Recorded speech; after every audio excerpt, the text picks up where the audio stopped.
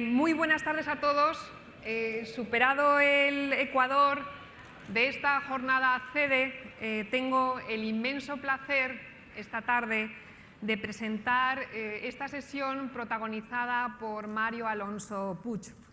Mario es una personalidad que sin duda muchos conocéis por ser realmente un reconocido experto a nivel internacional en algo que a mí me gusta llamar técnicas de crecimiento personal y de liderazgo. Es siempre un privilegio tener la oportunidad de escuchar a Mario hablar sobre cómo mejorar la creatividad, la comunicación, las técnicas de control del estrés, y todo ello creo que son técnicas y herramientas extremadamente necesarias para cualquier directivo en este contexto y en nuestros días. Mario es un médico especialista en cirugía general y del aparato digestivo. Es fellow de la Facultad de Medicina de la Universidad de Harvard y ha conseguido en su carrera como médico los mayores reconocimientos y galardones que uno se puede imaginar.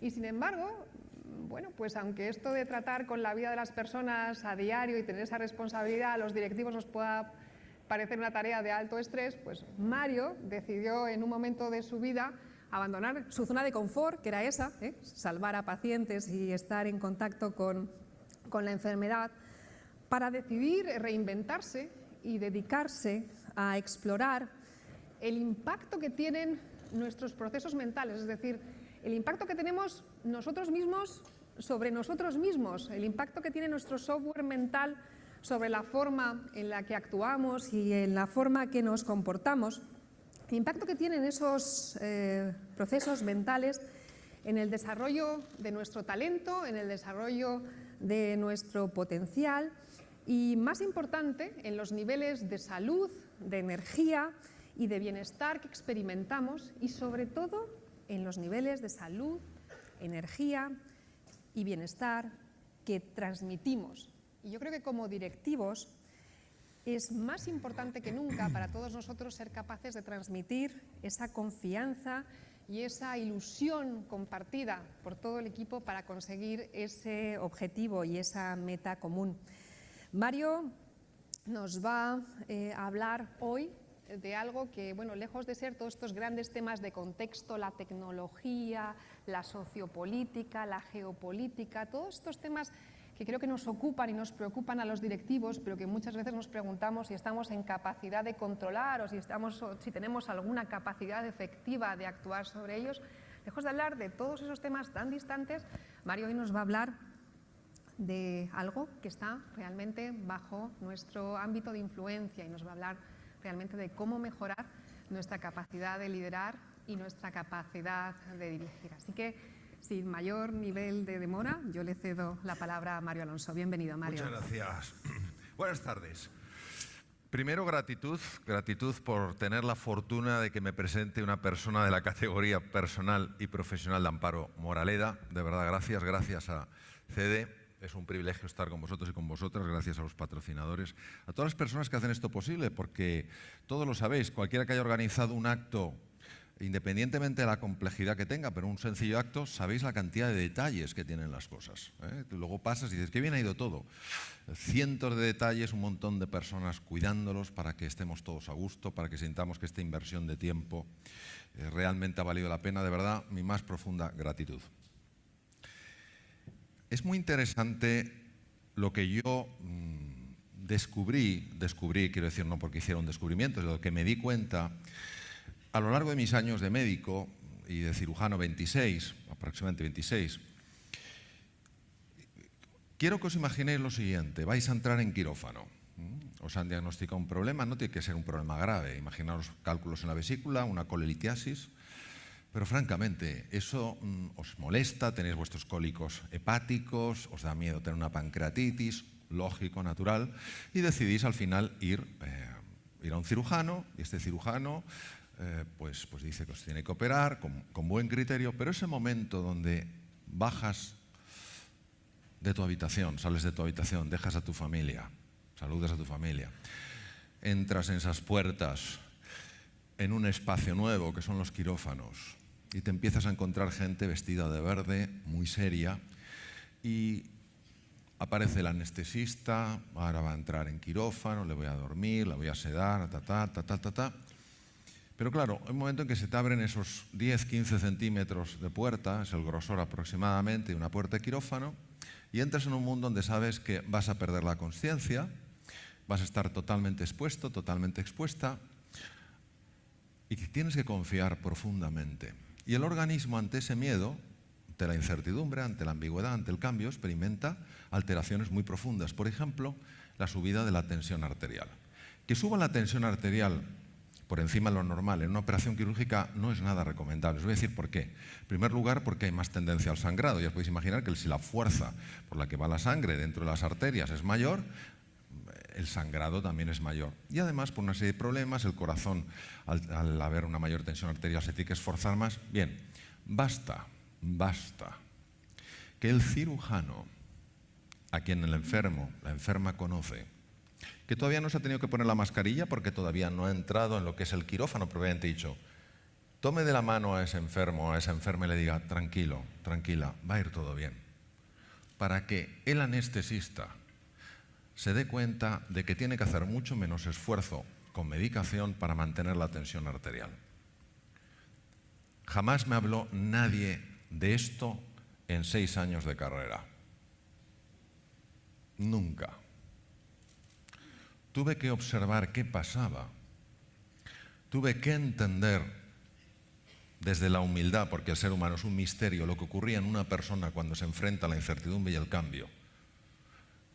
Y observar qué tipo de cosas podemos hacer para que esa incertidumbre y cambio, que es necesario pasarlo porque es lo que es, se pase de una forma diferente. Eso es lo que me gustaría compartir hoy con vosotros y con vosotras. Del mundo directivo sabéis todos y todas, sin excepción, más que yo. Por tanto, sería una petulancia y una arrogancia que yo os dijera a vosotros, a vosotras, cómo ser aún mejores directivos. Ahora sí que me hace mucha ilusión compartir algunas cosas que he visto a lo largo de mi vida que a lo mejor pueden ser una propuesta interesante para que reflexionéis y digáis ¿qué espacio de mejora tengo en mi vida como directivo? ¿Alguien tiene alguna duda de que nuestra capacidad mental ha sido el elemento clave en la supervivencia? Tener en cuenta que solo el 0,1% de todas las especies que han vivido, especies animales, que han vivido sobre la Tierra y de las cuales obviamente se tiene registro fósil, solo el 0,1 ha sobrevivido. El ser humano apareció hace 2,5 millones de años al este de África, el Homo habilis, pequeñito, poca fuerza, no era explorador, comía frutas en los árboles, etc. Y aquí estamos nosotros. Y hemos tenido de todo. Nuestra capacidad mental, nuestra capacidad de cooperación ha sido nuestra gran ventaja evolutiva. Es decir, parece que tiene sentido, si pensamos juntos, que una recuperación, o no lo vamos a dejar sencillamente una recuperación, sino en la capacidad de generar nuevas posibilidades y oportunidades en nuestra vida, como muy bien comentaban en el panel, no se trata solo de volver como antes, es cambiar, avanzar, prosperar, progresar, algo tiene que ver con los procesos mentales. Entonces, vamos a caminar juntos, vamos a seguir un viaje, vamos a hacer un viaje donde de una manera, utilizando vídeos, utilizando imágenes, algunos mensajes, nos puede ayudar a reflexionar sobre lo que es el liderazgo. Porque una cosa es ser un directivo y otra cosa es ser un líder. Hay directivos que son excepcionales líderes. Hay directivos que no son líderes en absoluto. Y hay líderes que no son directivos. Y hay gente que no es ni directiva ni líder. Bien. Entonces,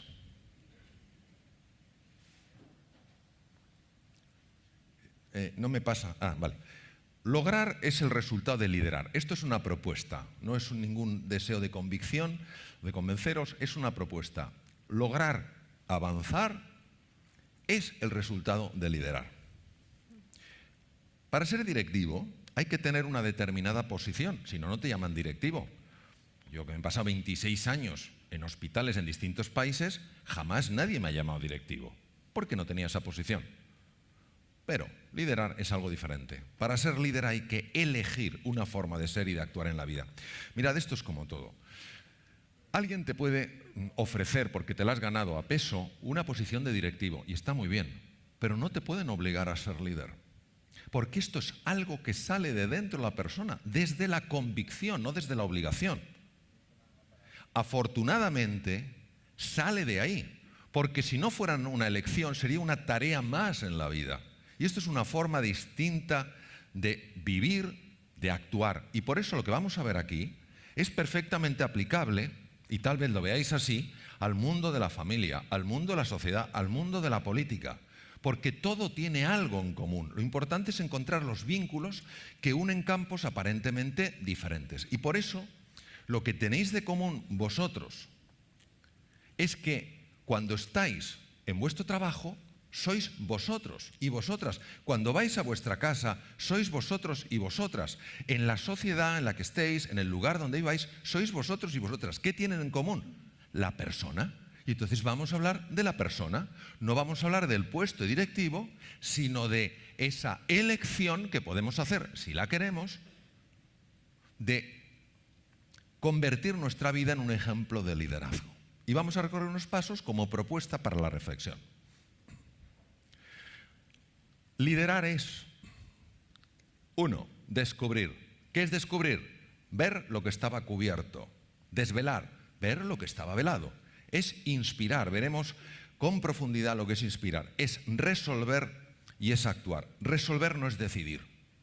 Es una forma distinta de lo que normalmente tomamos como una decisión. Una resolución es una decisión firme, absoluta, de que tú vas a hacer eso sí o sí. Tiene un nivel de compromiso radicalmente distinto que la simple, bueno, decido hacer esto. No, yo decido hacer esto. Cuando el Apolo 13 tuvo el problema, que sabéis que tuvo, por el estallido de los tanques de oxígeno, y se encontraron con el problema de que estaba subiendo los niveles de CO2, ¿sabéis la toxicidad que tiene el CO2? Pero claro, no tenían la capacidad de generar nuevos filtros. Y Craner, el director del centro en Houston, tomó a todo su equipo y dijo, hay 3 señores a miles de kilómetros de la Tierra. Tenemos que ser capaces de descubrir cómo se puede acoplar una pieza redonda en algo cuadrado sin que tenga fugas. No quiero oír a nadie decir la palabra imposible.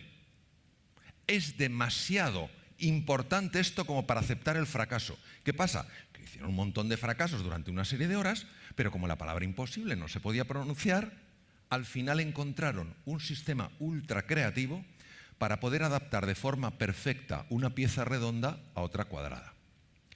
Eso es una resolución. Y finalmente, actuación.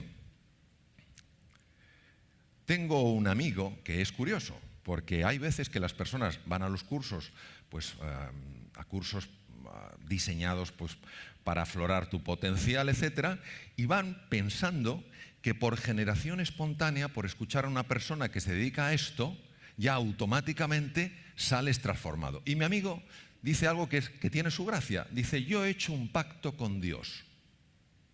Él no da cursos y yo no hago milagros.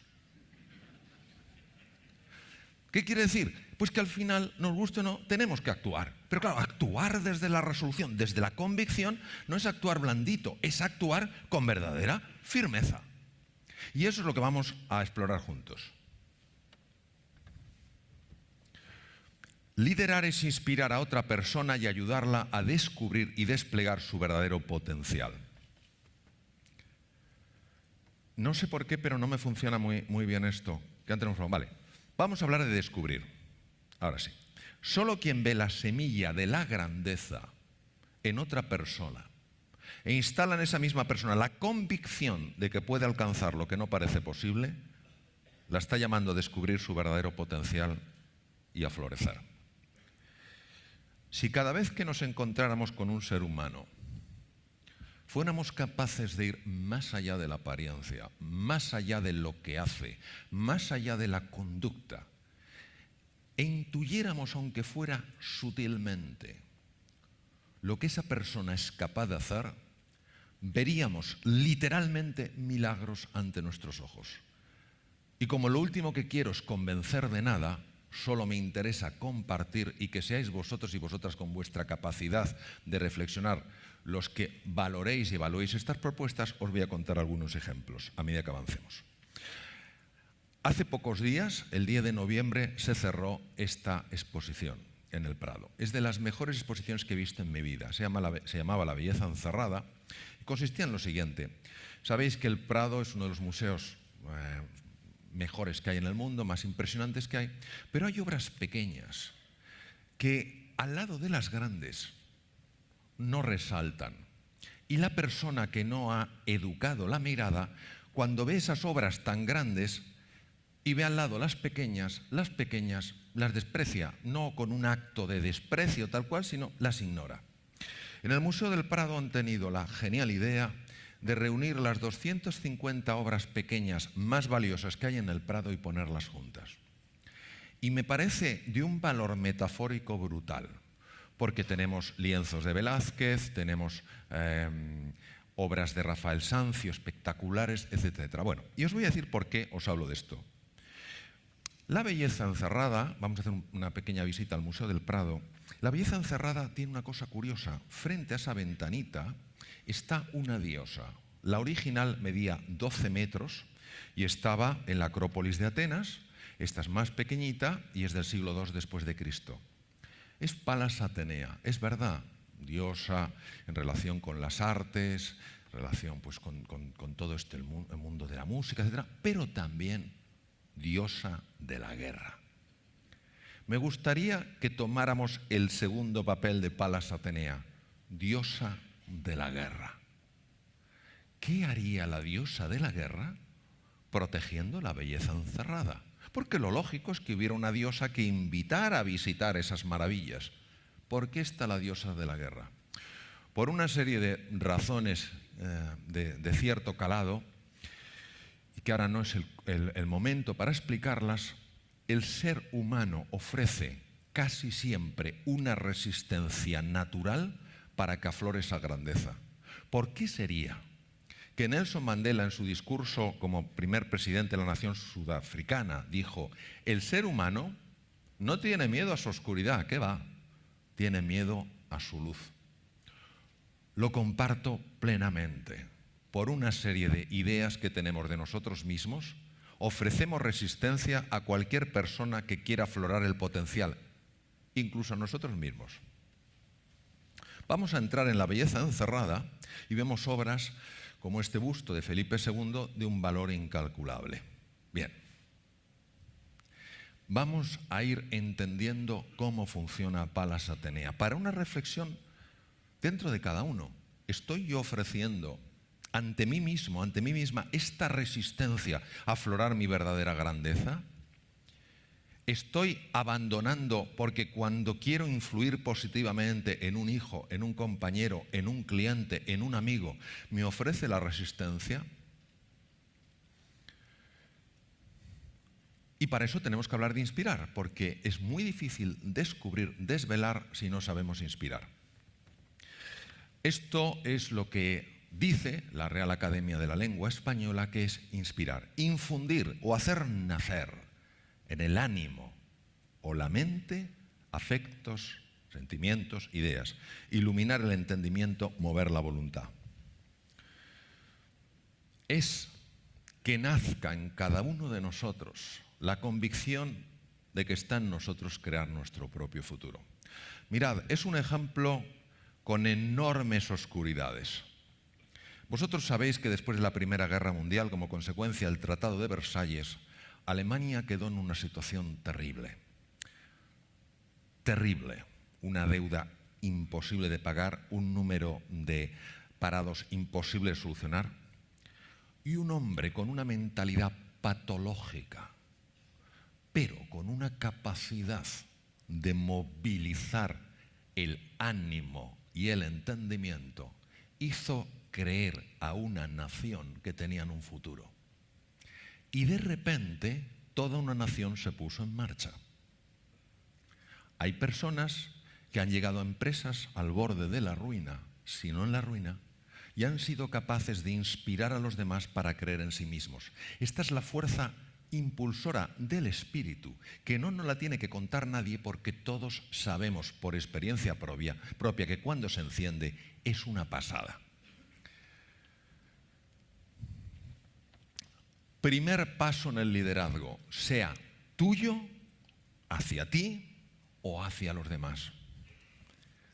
Descubrir que hay algo que no está hecho y que hay que hacerlo. Lo has descubierto tú, no lo ha descubierto otro. Lo has visto tú, con eso que has visto, con esa posibilidad de mejora, con esa capacidad de utilizar eso que para otros ha pasado desapercibido. ¿Qué vas a hacer una vez que lo has visto? Lógicamente, a fin de tener estas antenas constantemente oteando la realidad, tenemos que pensar, abrirnos a la posibilidad de que el futuro no es algo que nos encontramos. Vas por la calle y futuro, ¿cómo estás? Sino algo que nosotros creamos. Y el hecho de estar atento, el hecho de estar buscando las oportunidades en lugar de regodeándote con las miserias, puede permitir que tú empieces a ver cosas que de otra manera no verías. Esta mañana has hablado de la percepción. Nosotros no vemos la realidad. Los colores no existen. Son ondas electromagnéticas. Los toros, por ejemplo, ven en blanco y negro y ven grises. No tienen las áreas visuales del color. Nuestro cerebro da un sentido con sus áreas visuales de tal manera que nosotros tenemos una percepción nueva del mundo. Por tanto, si nosotros tenemos una ilusión por el futuro, vamos a ver cosas que normalmente no vemos. Esto es una conversación de una niña de 3 años, es mi querido compañero el hormiguero Jandro, y su hija nos cuenta algo. Hola, tengo 3 años. Cuando sea mayor, quiero ser como mi papá, pero con más pelo.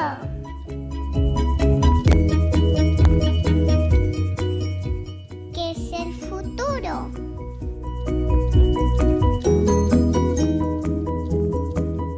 ¿Y cómo es?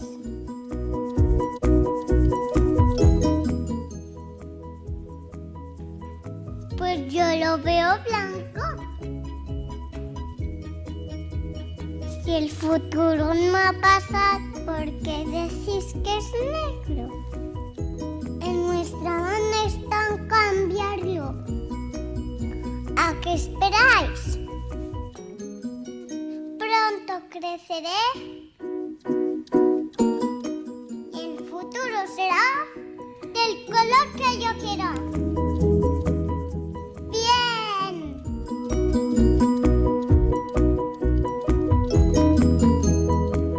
Cuando uno ve estas cosas, estas reflexiones, se acuerda, o yo me acuerdo de aquella declaración que hizo hace ya bastantes años, yo era jovencito, el director del Instituto de Cerebro de Milán dijo: genio se nace y a imbécil se llega. Tenemos un nivel de creatividad alucinante, pero vamos matando esa creatividad a base de predecir cosas que ni siquiera han pasado. El gran filósofo racionalista, padre de la filosofía racionalista, Descartes, en el siglo XVII, que no creía nada en el poder de las emociones, nada. Cogito ergo sum, pienso luego existo. Casi tuvo una neumonía y se puso muy enfermo y escribió una carta, dijo: mi vida estuvo llena de desgracias, la mayor parte de las cuales jamás sucedieron. Curioso, ¿eh? El poder de las emociones, negando su poder y su impacto durante años, cuando todos nosotros sabemos que de ahí surgen un montón de acciones. José Ortega y Gasset: solo es posible avanzar cuando se mira lejos. Somos seres proyectados al futuro, lo cual no quiere decir que no vivamos el aquí y el ahora como un tiempo precioso. Tenemos una proyección al futuro. 2 casos rápidos para ilustrar lo que es el potencial humano y cómo Palas Atenea se pone en medio para evitar que lo descubramos. Niña preciosa, pero ciega, muda y sorda, por una enfermedad vírica benigna que tomó un curso absolutamente sorprendente, le generó una meningoencefalitis y el resultado fue eso. 16 meses de edad, hundida en la frustración, arrancada de la vida. se llenó de ira. A pesar de que los padres intentaron educarla para que por lo menos se comunicara con lenguaje de los sordomudos a través del tacto, ella estaba tan furiosa, Palas Atenea estaba tan presente, que escondía agujas de ganchillo y se las clavaba a los lingüistas. Al poco tiempo no iba nadie por allí, no conseguían los padres pagaran lo que pagaran a nadie. Pero con la ayuda de esta mujer que sí creía en el potencial humano, Annie Sullivan, del Perkins Institute de Boston, Instituto para Ciegos, esta mujer sabía que detrás de Palas Atenea, sabía que detrás de las agujas de ganchillo había un ser grandioso llamado a alcanzar su plenitud.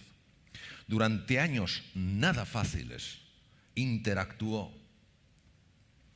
El tiempo fue pasando y aquí vemos a Helen Keller jugando al ajedrez en Radcliffe. Radcliffe es un college de Harvard, está en la parte de Cambridge, al otro lado de Boston. Esta mujer fue la primera mujer en la historia que se graduó con honores por Harvard. Se hizo tan conocida, ciega, muda y sorda, una mujer en aquella época que no iba nadie a una universidad de este tipo. Un periodista la entrevistó, un periodista que conocía el lenguaje de los sordomudos a través del tacto. Señorita Keller, dígame, ¿hay algo peor en esta vida que ser ciego? Contestación de Helen Keller: sí señor, hay algo peor que ser ciego. Es peor poder ver y no tener una visión, porque cómo ve usted el futuro determina cómo vive en el presente. Una de nuestras misiones como líderes, si decidimos aceptarla, es ayudar a crear un futuro ilusionante. Un futuro que haga que por las mañanas nos levantemos con hambre, con ganas de hacerlo realidad. Siguiente caso. Yo viví en esta ciudad mucho después. Esta ciudad es Detroit. Para que os hagáis una idea de la violencia de Detroit, yo trabajaba en el departamento de neurocirugía experimental, en microcirugía con rayos láser. Todos los días me mandaban el coche de seguridad para recogerme al hotel, que estaba a 2 manzanas, y llevarme al hospital. Y de vuelta, cuando terminaba el laboratorio, me devolvía al hotel. Por lo violenta que era la ciudad.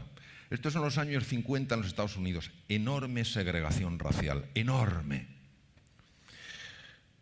Una mujer que tenía un hijo llamado Curtis se queda de nuevo embarazada y su marido decide dejarla. Mujer de color, mujer sin formación, en una ciudad como Detroit.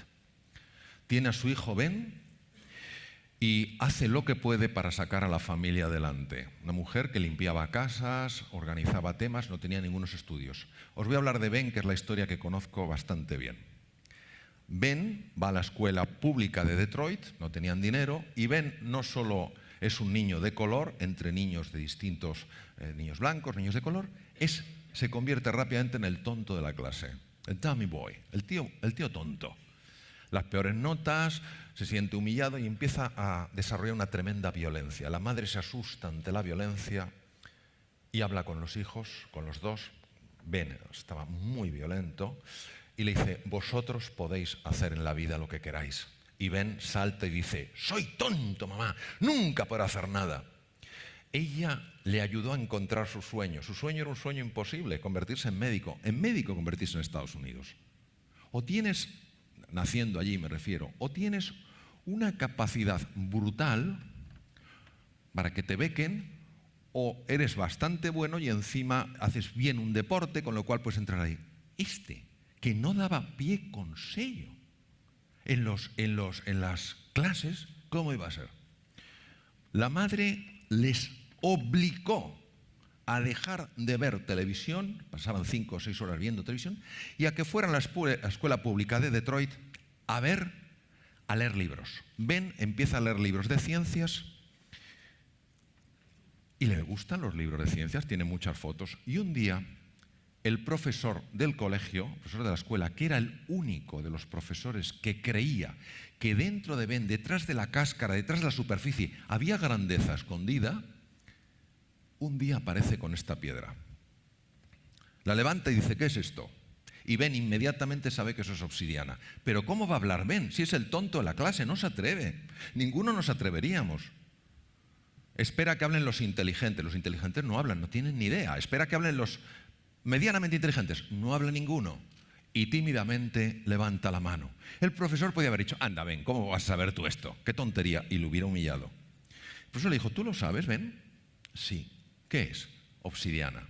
Debió notar el profesor de ciencias en el tono de Ben que este chico sabía de obsidiana. Porque le dijo, ¿sabes algo más de la obsidiana? Lo que sabía de la obsidiana. A partir de ese momento, Palas Atenea se retiró y la belleza encerrada surgió.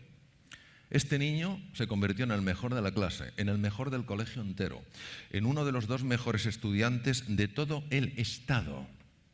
Consiguió una beca para estudiar medicina por la Universidad de Yale. Yale pertenece a la Ivy League, la Liga de la Hiedra, de las mejores universidades de los Estados Unidos. Aquí le tenéis, el tonto de la clase, el mejor neurocirujano infantil del mundo, el doctor Ben Carson, jefe de neurocirugía pediátrica de la Johns Hopkins en Baltimore, Maryland, el único neurocirujano del mundo que ha sido capaz de separar 2 niños unidos a nivel cerebral, un cráneo pago, lesión que se produce 1 cada 2 millones de nacimientos, y los 2 niños salieron vivos. Aplicó técnicas ultra sofisticadas de cirugía cardíaca a la neurocirugía. Nadie se le había pasado por la cabeza, el tonto de la clase. Este hombre, que tiene la medalla del Congreso de Estados Unidos, pasa mucho tiempo en quirófano y parte de su tiempo se va a los barrios pobres de los Estados Unidos a contar su historia. Y lo que cuenta es muy sencillo.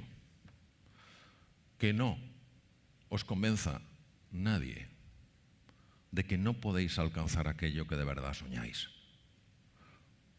Pero tuvo una fortuna. Hubo 2 personas que creyeron en él. Su madre y el profesor. ¿Sabéis que fue a visitar al profesor de ciencias, que ya estaba jubilado? El profesor de ciencias no tenía ni idea del impacto que había tenido en Ben. Ese es el impacto que podéis tener vosotros y vosotras en otros seres humanos. Eso es ser un líder.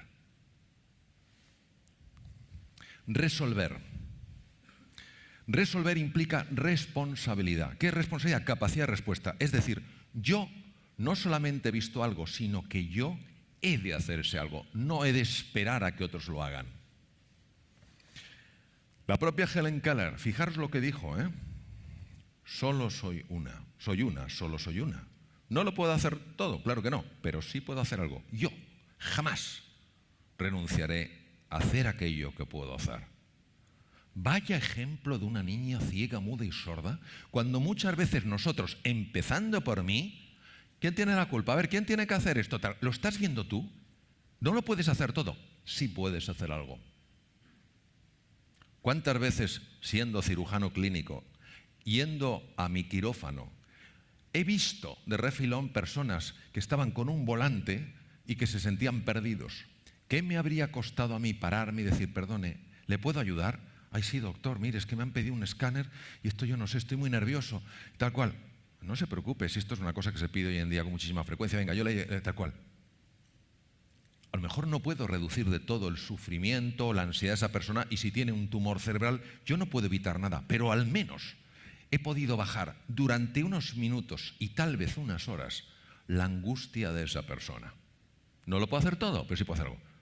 Pero claro, como yo iba al quirófano, no, ya lo encontrará. Siempre encontramos justificaciones para aquellas cosas que a veces nos cuesta hacer. Entonces es una llamada sencillamente a estar más atentos. Es decir, no solo hay que hacer algo, sino que yo tengo que hacerlo. Vais a ver una película rodada en la India, sencilla, muy bonita, donde sucede algo que a todo el mundo le molesta. Todo el mundo critica, todo el mundo se enfada, todo el mundo busca culpables, es lo normal, parece que es lo lógico, y vais a ver cómo la persona más inesperada, la que con más facilidad podía encontrar excusas, justificaciones, renuncia a excusas y justificaciones y va a por los resultados. ¿Lo puede hacer todo? No, pero puede hacer algo. ¿Es muy poco? Sí, pero a veces eso, que es tan poco, es mucho más de lo que parece.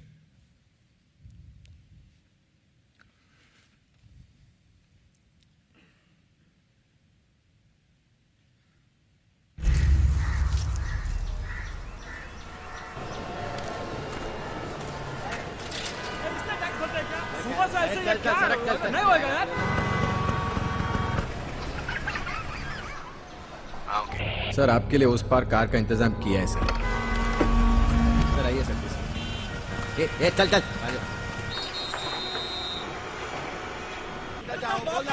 क्या बात करता है क्या ऊपर से जाएगा क्या ऊपर से जा जा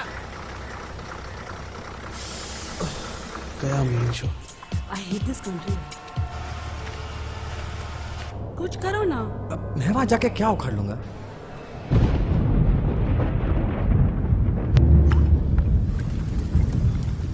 कैसी जाने बूंदे आई, जाने कैसा दर्द लाई, सामने क्या है ये तेरे, क्यों रुका है तू बता दे हो।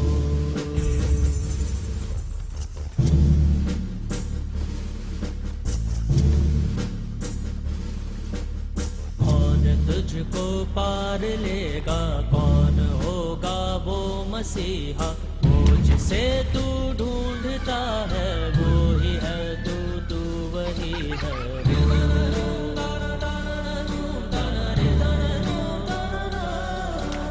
तुझ में तेरा रास्ता है, तुझ में तेरा है सहारा, तू ही तुझको पार लेगा, तू ही है तेरा किनारा।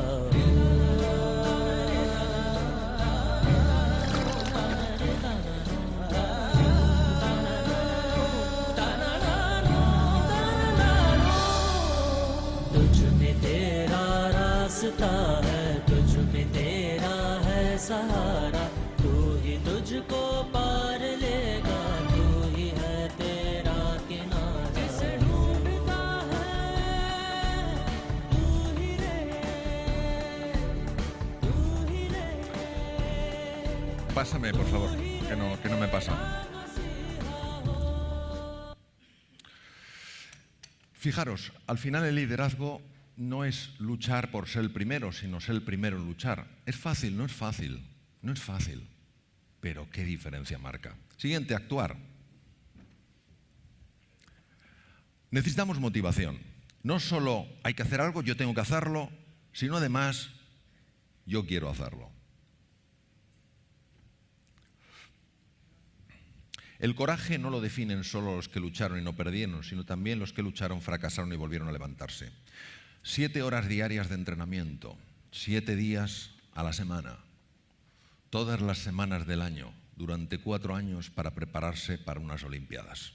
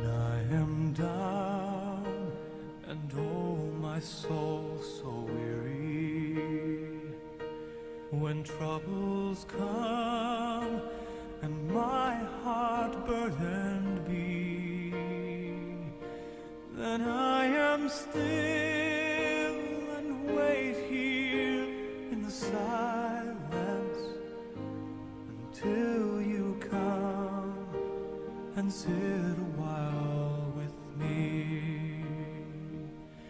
You raise me up so I can stand on mountains. You raise me up to walk on stormy seas.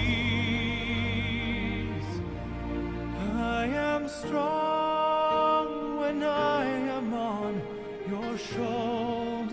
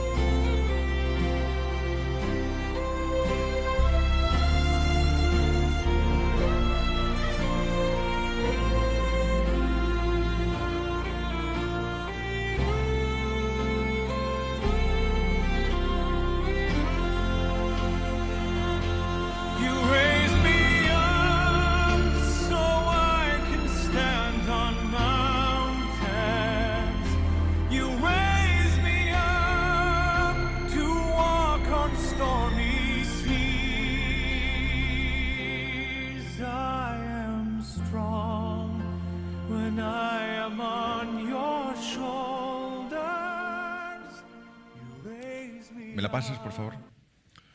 Confianza. No solo motivación, seguir avanzando, sino confianza en que puedes hacerlo. No solo es eso, hay que hacerlo, yo tengo que hacerlo, yo quiero hacerlo, yo puedo hacerlo.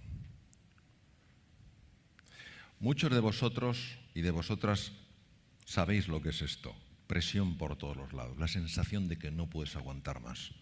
Lo estás dando todo y a pesar de ello la presión no baja.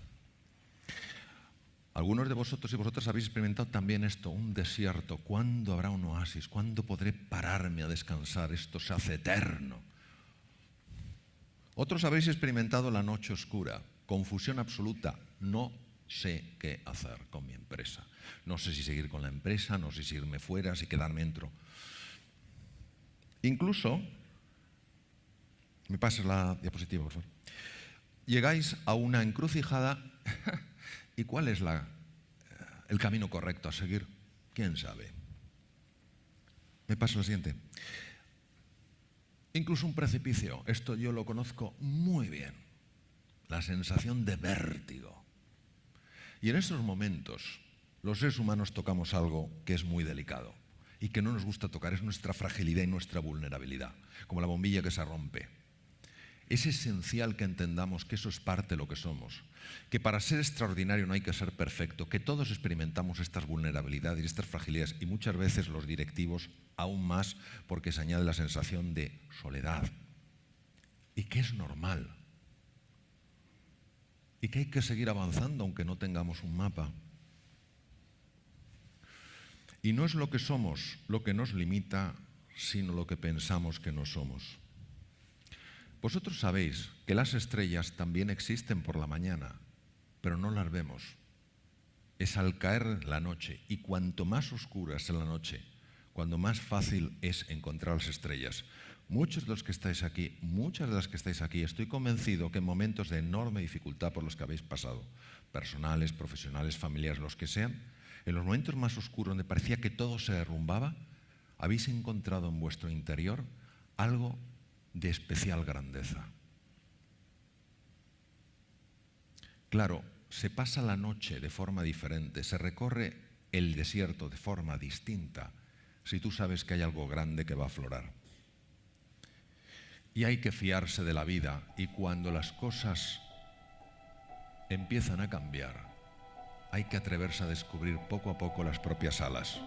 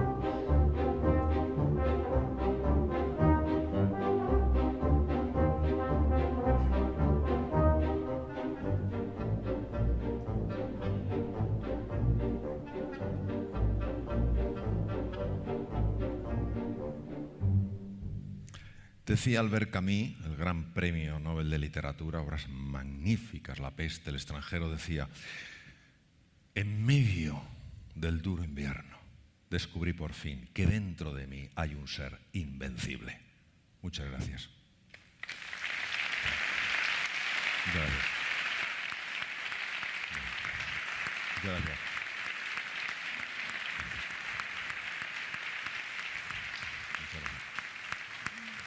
Gracias.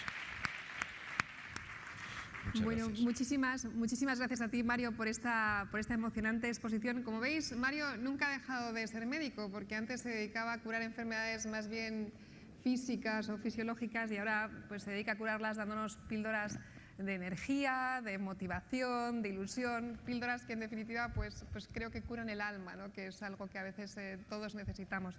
Tenemos algunas preguntas por parte de la sala, no sé si llegarán más, pero bueno, dentro de las que he recibido aquí hay una muy interesante porque además salió ayer en la reunión que mantuvimos con los jóvenes, ¿no? Cuando algunos se preguntaban hacia dónde orientarse, qué era aquello qué ámbito profesional o qué ámbito de experiencia podía permitirles desarrollar todo su potencial. Y aquí una pregunta relacionada con eso, Mario. ¿Por qué es tan difícil para muchos encontrar el camino para el que hemos nacido? Porque el sistema educativo del que somos parte todos, decía Gandhi que cuando señales a alguien con un dedo, no te olvides de que 3 dedos te señalan a ti. El sistema educativo en el que nos hemos criado todos no hace nada de énfasis en la búsqueda del talento natural, del don natural. Hace mucho énfasis en dar conocimiento, que está bien, y muy poco en aflorar la grandeza. De hecho, el verbo educar, en su raíz latina, quiere decir sacar de dentro. Mientras sigamos teniendo la idea de que los niños y los que no somos niños, sino que tenemos mucha más juventud acumulada, somos cubos vacíos que hay que llenar, no estaremos dando donde creo que hay que dar. La mente humana, el ser humano, que es mucho más que su mente, por supuesto, es un fuego que hay que encender. Por eso, cuando en el sistema educativo te encuentras con personas profundamente inspiradoras, voy a contar un caso que conozco en los Estados Unidos. Una persona joven quería estudiar ingeniería y, como tú, ingeniero industrial, quería estudiar ingeniería y pero lo tenía claro. Pero en Estados Unidos sabéis que hay que hacer un par de años de asignaturas troncales, que tienes que coger diferentes cosas, y claro, las cosas que le ofrecían antes de empezar su carrera de verdadera ingeniería eran cosas que sociología, psicología, antropología, estatología, ¿te gustará? Y entonces un amigo suyo le dijo, pues mira, yo creo que probablemente lo que menos te va a disgustar es la antropología. El tío fue a clase de antropología porque tenía que pasarla, pues no tenía sus asignaturas troncales. ¿Cómo sería el profesor? ¿Cómo sería el profesor que empezó a mover algo en él? Cambió por completo su idea de ser ingeniero. Es uno de los mejores antropólogos del mundo. Cuando hablamos del sistema educativo, tenemos que hablar, y el sistema educativo, repito, somos todos, tenemos que hablar de la calidad de la persona. Cuando tú veas niños, niñas, jóvenes que van progresando en el medio educativo, en mi experiencia y en lo que he estudiado a lo largo de unos cuantos años, siempre te vas a encontrar a una persona, un profesor, una persona. ¿Qué es lo que hacen ellos? No instruyen en el sentido que educan, ayudan a aflorar. Es decir, la clave del sistema educativo es generar autoestima. Porque si tú tienes estima de ti mismo, que no es arrogancia, sino justo reconocimiento, ante los desafíos de la vida no te arrugarás. Pero la autoestima implica por parte del profesor, de la profesora, del directivo, que crean en tu potencial. Y esto no se puede disimular. Desde los descubrimientos de Rizzolatti y Fogazza de las neuronas espejo, sabemos perfectamente que ni el mejor maquillaje del mundo disimula ante la otra persona cómo la vemos. Pues claro, esto es devolver la ilusión a una persona, ayudar a una persona a creer en sí misma. Tiene un efecto tan transformador, pero claro, estamos tan acostumbrados a medirlo todo y claro, el espíritu humano, eso resiste todo tipo de medición, pero no resiste la expresión. Entonces, yo creo que ese es el tema, Amparo, es decir, están muy bien los conocimientos, son necesarios, no son suficientes. Es imprescindible que un cirujano sepa operar y sepa operar muy bien. No es suficiente. Muchos enfermos se quejan de los cirujanos porque interrumpen. La media es de 45 segundos. 45 segundos. ¿Por qué los cirujanos interrumpimos cada 45 segundos? Porque parece que el enfermo no tiene nada relevante que decir. ¿Cómo se siente alguien que te quiere contar algo y que cada 45 segundos te interrumpe? ¿Cómo se siente alguien que le van a intervenir y ve la frialdad? Afortunadamente hay muchísimos médicos con una enorme cercanía y desde luego en España un nivel médico elevadísimo. Pero es lo mismo, es decir, Sin embargo, ¿qué es lo que se potencia en 6 años de carrera? En ninguna asignatura, ni siquiera en psicología, me hablaron de la importancia de relación médico-enfermo. Es más, también me dijeron que no se podía cambiar. Yo tenía 19 años entonces, había clase de psicología y dijo la profesora, a los 7 años la personalidad está totalmente definida. Yo me quedé un poco así. Espera que acabara la clase y digo, profesora, quiero hablar con usted, ¿qué desea? No, es que ha dicho usted que la personalidad está totalmente definida a los 7 años. Eso he dicho. Es que yo tengo 19 años y quiero cambiar muchas cosas. Me miró y me dijo, es demasiado tarde.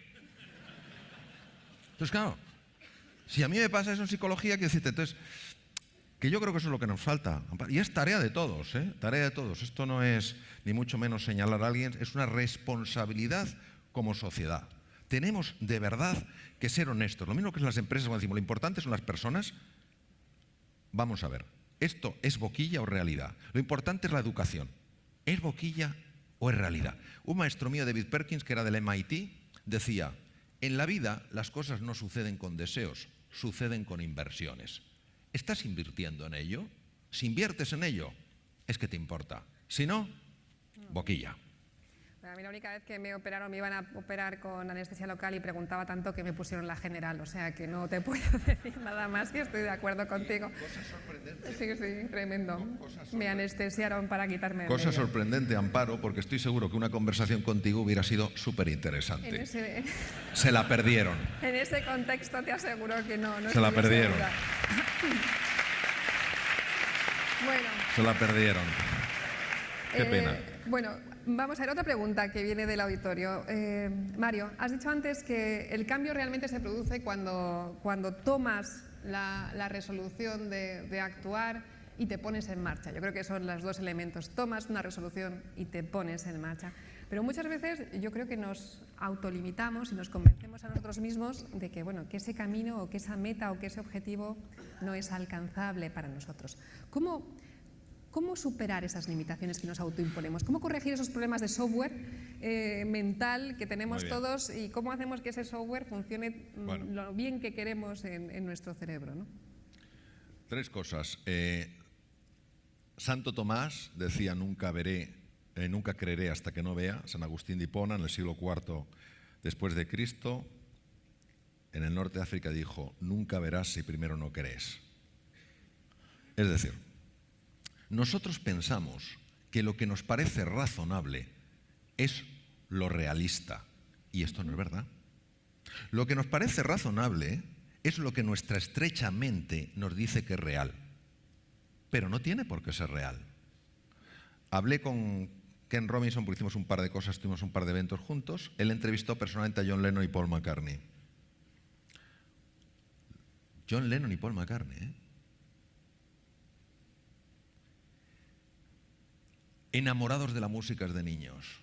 La profesora les dijo que no era razonable que pensaran en tener una carrera musical. Lo razonable corresponde a los estrechos límites de nuestra mente. Lo real lo marca la realidad. No quiere decir que el ser humano sea ilimitado, por supuesto que no. Pero la mayor parte de los límites que experimentamos son límites mentales. Que a una mujer que a los 19 años de edad y que necesitaba manguitos para bañarse porque había quedado por una enfermedad parapléjica en una silla de ruedas, le hubieran dicho que con 37 años tendría tantas medallas como Michael Phelps, a ver, cuánta gente hubiera dicho, no, por favor, sé realista. Teresa Perales tiene 22 medallas olímpicas. ¿Qué pasa? Que si no crees en ti mismo, nunca lo descubrirás. Solo aquellos que se atreven a llegar demasiado lejos saben qué tan lejos se puede llegar. Y para salir de la zona de confort, Amparo, en otra parte de la pregunta que me hacías, yo he visto que solo se sale de 2 maneras. Mira, salir de la zona de confort da mucho miedo. Es como el patito que está arriba, mira abajo y dice, mira sus alas y dice, ¿yo con esto dónde voy? No, ¿con esto dónde voy? Aún así las mueve. Bien. En mi experiencia solo se sale de la zona de confort, que no es pequeños cambios, sino cambios importantes en 2 situaciones. Es mi experiencia, es mi observación, es lo que os comparto con vosotros. 1, cuando tocas fondo. y dices, se acabó, yo no sigo así. O cuando escuchas algo, lees algo, ves algo que te inspira a creer en ti mismo y en tu potencial. El gran filósofo norteamericano Emerson decía, la mayor desgracia de un ser humano no es morirse, es no encontrar en su vida a nadie que le ayude a lograr lo que es capaz de lograr. Muchas gracias, Mario. Nos queda tiempo, yo creo que para una pregunta más, y ahora nos vamos al lado oscuro de la fuerza, a los pecados y a los vicios de la dirección y a las trampas que ofrecen a veces también las posiciones de liderazgo. ¿Qué papel juega el ego en la ecuación para convertirse en un auténtico líder, Mario? Voy a intentar con mi respuesta acercarme un poquito a la calidad de la pregunta. Lo que yo he visto es lo siguiente. La vida es una ecuación. Tú pones ego y obtienes escasez. Pones generosidad y obtienes abundancia. El ego es una estructura apasionante de una complejidad enorme y que se manifiesta con una sencillez aplastante. Al ego solo le interesan una serie de cosas. 1, saber más que el resto. 2, tener más que el resto. 3, poder más que el resto. O 4, pertenecer más que el resto. Mientras una persona, sea directivo, sea político, sea estudiante, sea profesor, esté guiado, su vida sea movida por esta necesidad de tener, de poseer, de controlar, de dominar, jamás podrá cooperar, porque siempre verá en la otra persona un oponente, con lo cual le interesará siempre rodearse de personas que no le inquieten en este sentido. Sin embargo, yo he estado tomando cuando hemos estado en el cóctel hablando con una persona que es un ejemplo que voy a decir ahora. Cuando lo que a ti te mueve de verdad en la vida es crecer, aprender y contribuir, harás que a tu alrededor crezca un oasis en lugar de un desierto. No quiere decir que no te importe controlar, no quiere decir que no te importen los aplausos, quiere decir que no es lo que más te importa. El ego es una creencia que no sabemos de dónde viene, metida a fondo en estructuras cerebrales profundas, que nos hacen ver a los demás no solo como distintos, sino también como distantes. Bueno, pues sin duda un sentimiento a desterrar para todos aquellos que quieran ser unos buenos líderes. Yo creo que el ego es eso que hay que enterrar todas las mañanas, varios metros bajo tierra, cuando uno sale a trabajar y simplemente, pues, como tú dices, intentar en esa ecuación crear valor.